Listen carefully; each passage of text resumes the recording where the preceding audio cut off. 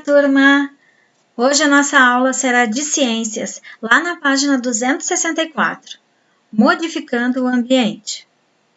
Você estudou que alguns animais constroem seus abrigos com recursos do ambiente em que vivem, como galhos, gravetos, terra, entre outros. A gente viu a casa do João de Barro, a gente viu a casa de cupins, abelhas. E o ser humano também ocupa espaço e utiliza recursos do meio para construir a sua moradia, e por isso acaba modificando o ambiente. Acompanhe o diálogo da turma do Luan e observe o que acontece com o ambiente quando se inicia a construção de uma moradia. E os animais que vivem aqui terão de ir para outro lugar. Sempre que o homem constrói algo, ele modifica o ambiente. Aqui será construída a minha casa. Vamos trocar ideias? A sua família já modificou o meio ambiente? Pense aí. Você acha que as modificações alteram a vida de outros animais? Pensou? Vamos para a próxima página. Página 265. Ambiente natural e ambiente construído. Todas as vezes que os seres humanos fazem alguma construção, como uma casa, um clube, uma indústria ou até uma cidade, eles modificam o ambiente. Isso também ocorre quando se faz uma plantação ou mesmo uma praça ou um jardim. Chamamos de ambiente natural as áreas compostas de rios, florestas, montanha, vales, campos e mares que não foram modificados pela ação do ser humano. Exemplo de um ambiente natural. Nesse ambiente encontramos grande biodiversidade, ou seja, uma grande variedade de seres vivos. Ilustração representando a biodiversidade em uma floresta tropical. Mas como o ser humano precisa obter alimentos e moradia, acaba modificando o ambiente natural, criando outro tipo de ambiente, chamado de ambiente construído. As cidades são ambientes construídos. A construção de uma usina para produzir energia elétrica modifica o ambiente natural. As plantações também modificam o ambiente natural. Vamos já realizar atividades? Página 266, atividade número 1. Observe as ilustrações e identifique se representam um ambiente natural ou um ambiente construído. Letra A. A gente tem uma fazenda. É um ambiente natural ou ele é construído? Na letra B, a gente tem uma cidade. E ali? O que vocês acham? É natural ou foi construído? Na letra C, a gente tem um rio e em volta várias árvores. O que você acha? Foi um ambiente construído ou um ambiente natural? Na letra D, a gente tem uma casa construída e ao redor dela árvores. Então, a gente tem um ambiente natural ou um ambiente construído? Letra E. Lá longe a gente vê uma fazenda e ao redor temos árvores, montanhas, pedras, tem uma estradinha. Ela foi construída ou é um ambiente natural? E a letra F, a gente tem montanhas, árvores, gramado, flores. O que você acha? Isso foi construído ou é um ambiente natural? Página 267, atividade número 2. As atividades a seguir mostram como um ambiente natural vai sendo modificado à medida que se constrói uma cidade. Numere-as de acordo com a sequência temporal em que isso ocorre. Observe as ilustrações do item anterior e responda. É o do item número 2. O que aconteceu com a quantidade de árvores? Letra B. O que aconteceu com os animais que viviam no ambiente natural? E por que você acha que isso aconteceu? Número 4. Em qual dos ambientes natural ou construído existe maior biodiversidade e por quê? Lembrando, o que é a biodiversidade? Se você for na página 265, vai ver a ilustração ali do ambiente natural. Esse ambiente encontramos grande biodiversidade, ou seja, uma grande variedade de seres vivos. Número 5. Que razões levam o ser humano a modificar o ambiente natural? Página 268. Ler.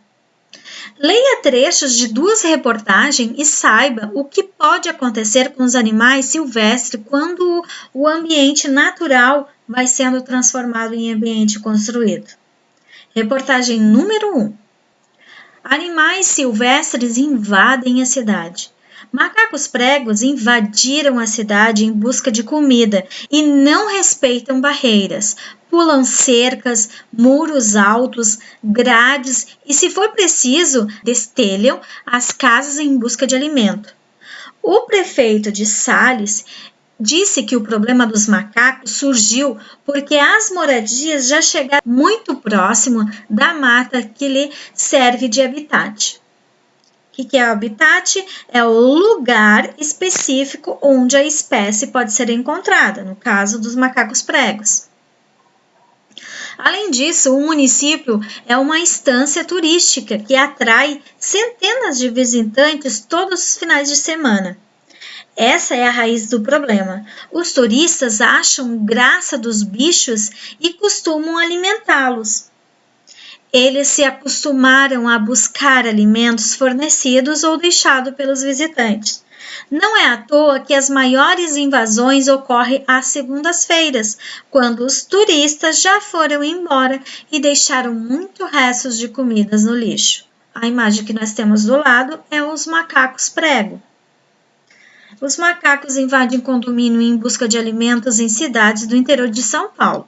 Ellen Lima, disponível, aí tem um endereço eletrônico todinho ali. E foi um texto adaptado e teve acesso no dia 25 de novembro de 2013. Vamos ler a segunda reportagem. Reportagem 2. Atropelamento nas rodovias matam animais silvestres. O problema de atropelamento de animais silvestres parece fazer parte de todas as rodovias, com pequenas exceções. Os projetos das rodovias são traçados de maneira improvisada, sem nenhuma preocupação com a fauna silvestre. Não há cerca de proteção nem túnel para facilitar o tráfego de animais de um lado para o outro.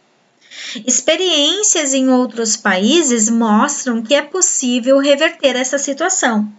A Alemanha, onde estão as estradas ecologicamente mais corretas do planeta, combina cercas que impedem o acesso dos animais a pistas, com viadutos ou pequenos túneis pelos quais eles possam atravessar de um lado para o outro, sem ter de enfrentar os carros. A pesquisa mostra o total de animais mortos nas rodovias disponível. Aí tem o endereço eletrônico, o acesso foi no dia 25 de novembro de 2013 e foi um texto adaptado. Do lado nós temos um alce atropelado e uma rodovia canadense. Aqui no Brasil também ocorre muito disso, de animais silvestres ir atravessando as rodovias e acabam também sendo atropelados. Aí, turma, eu vou mostrar para vocês agora um videozinho com o título Alimentar animais silvestres gera risco de transmissão de doenças.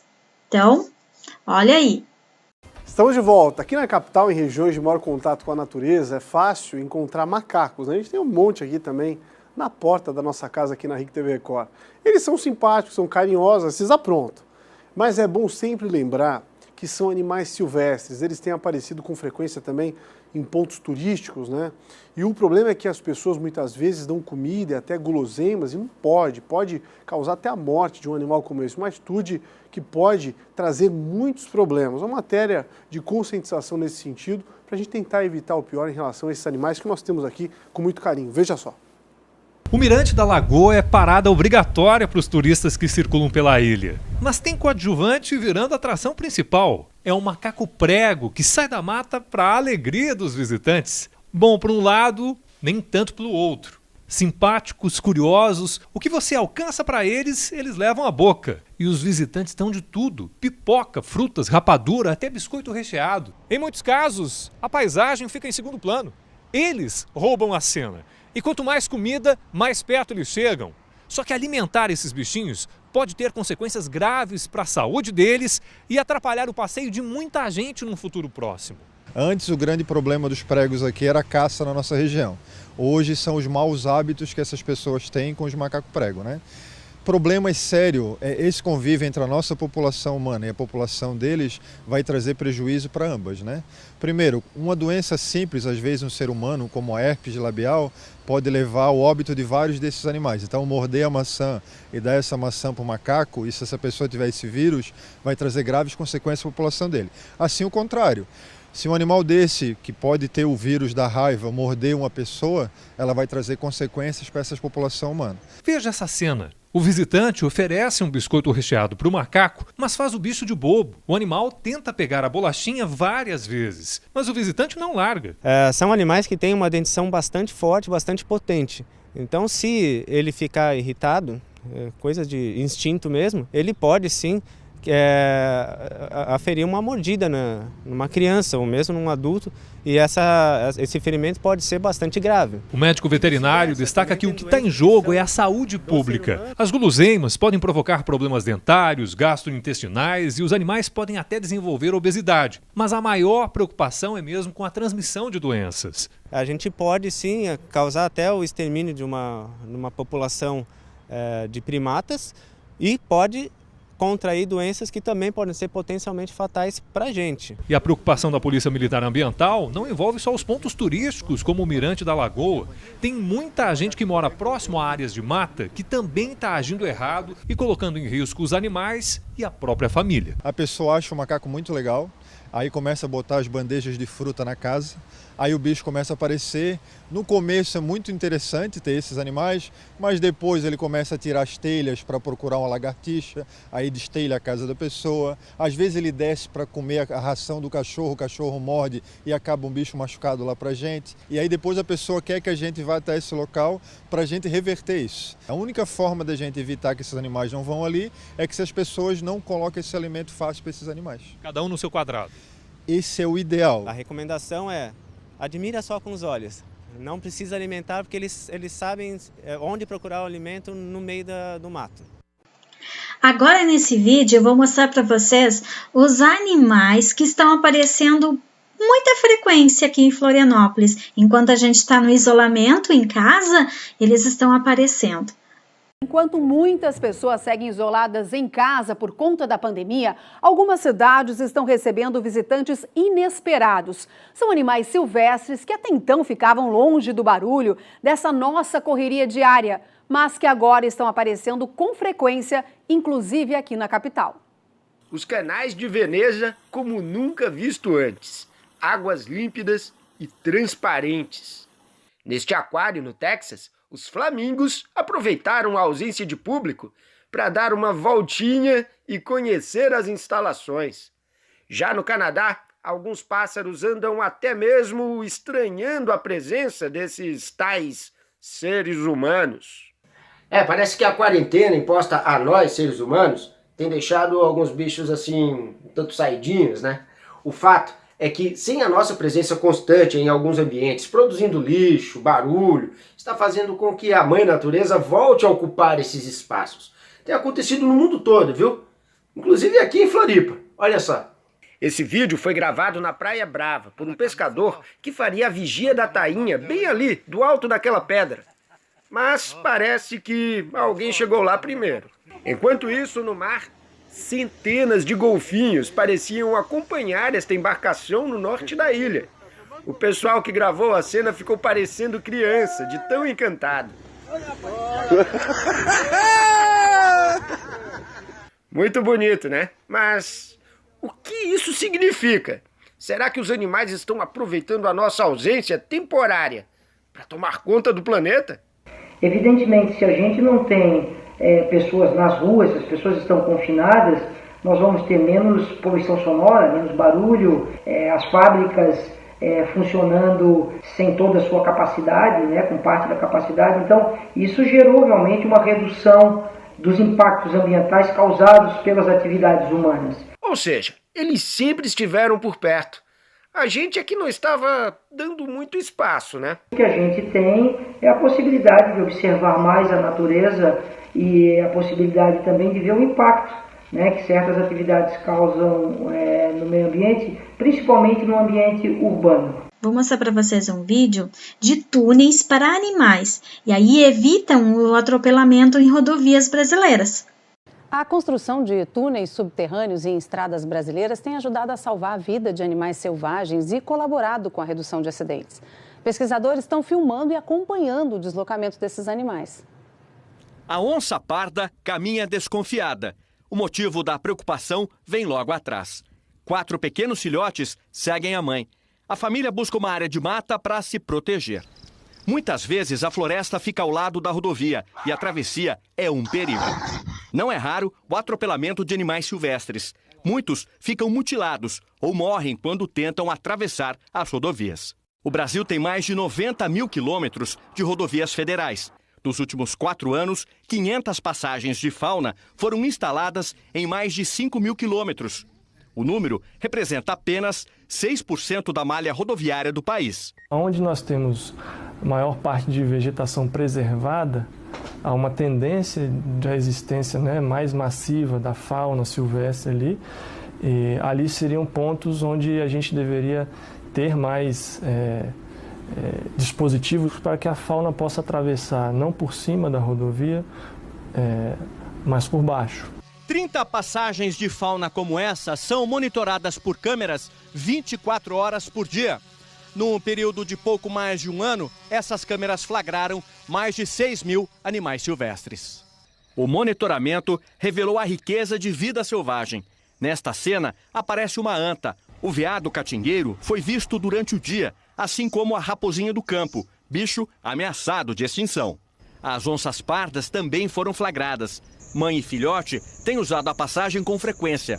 O investimento deu resultado. A concessionária que administra a rodovia registrou em apenas 1 ano e meio uma redução de 86% no número de acidentes com animais silvestres. Você imagina um usuário que está trafegando pela rodovia a 100, 110 km por hora e colide aí com uma anta. A partir do momento que esse animal ele tem uma opção de fazer uma travessia segura por debaixo da rodovia e não utiliza a rodovia propriamente dita, além de todo o ganho ambiental, o usuário ele trafega com mais segurança, com uma menor probabilidade de acabar se envolvendo num acidente. Em algumas rodovias, principalmente as que cortam parques ecológicos, foram construídas passagens aéreas para os animais. Os macacos, esquilos e outros bichos não precisam nem descer das árvores para passar para o outro lado da floresta. Cada vídeo que a gente vê dos animais utilizando as passagens de fauna deve ser comemorado, porque todo mundo ganhou. O bicho passou em segurança, o usuário trafegou em segurança, né? É um índice de que o plano de mitigação está funcionando muito bem. Na página 269, nós iremos realizar a atividade número 2. Você vai responder essas questões no seu caderno de ciências. Não esqueça de colocar a data e a página que você vai realizar essa atividade. Atividade 2, número 1. Após a leitura do trecho das 2 reportagens, responda as questões no seu caderno. Letra A. Quais foram as interferências humanas responsáveis pelos macacos pregos invadirem a cidade? E letra B. Quais as causas do atropelamento de animais silvestres nas rodovias? Número 2. Vamos imaginar que os fatos relatados nos trechos das reportagens que você leu estão acontecendo na sua cidade, em que você e seu grupo vão apresentar uma sugestão à prefeitura para desenvolver esse problema. Escolha uma das 2 reportagens da atividade anterior. Depois discuta com seus colegas, no caso você vai discutir com alguém aí da sua casa qual seria uma proposta de vocês para resolver o problema. E você vai anotar no seu caderno. Aí às 16h30 vocês vão falar para mim ou vocês podem mandar essa resposta, tanto a 1 quanto a 2, para a agenda do colégio. Daí eu também vou ficar sabendo a sua resposta. Ainda na página 269, é hora de criar. Alimentar animais silvestres pode trazer problemas para eles e para os seres humanos. Dependendo da alimentação, eles ficam doentes e, em alguns casos, podem até morrer. Além disso, alguns transmitem doenças ao ser humano, como a raiva. Por isso, para convivermos bem com esses seres, precisamos lembrar que não são domésticos e, por isso, não devem ser tratados como se fossem animais de estimação. Por mais bonitinho que seja, né? Não pode fazer isso. Ajude a preservar a saúde dos animais silvestres. Para isso, siga as orientações de seu professor e crie com o seu grupo um cartaz para conscientizar as pessoas de que não devem alimentar esses animais para o próprio bem deles. Capriche, esses cartazes será divulgado na escola. Então, o que nós vamos fazer aqui? Nós vamos fazer um cartaz pedindo para que as pessoas não alimentem os animais silvestres, certo? Pode ser numa folha de A4. O que eu falo quando é folha de A4? É uma folha branca, você pode usar no paisagem ou no retrato. Você vai fazer um desenho, uma ilustração, e você vai escrever para as pessoas se conscientizar que não devem alimentar os animais silvestres, certo?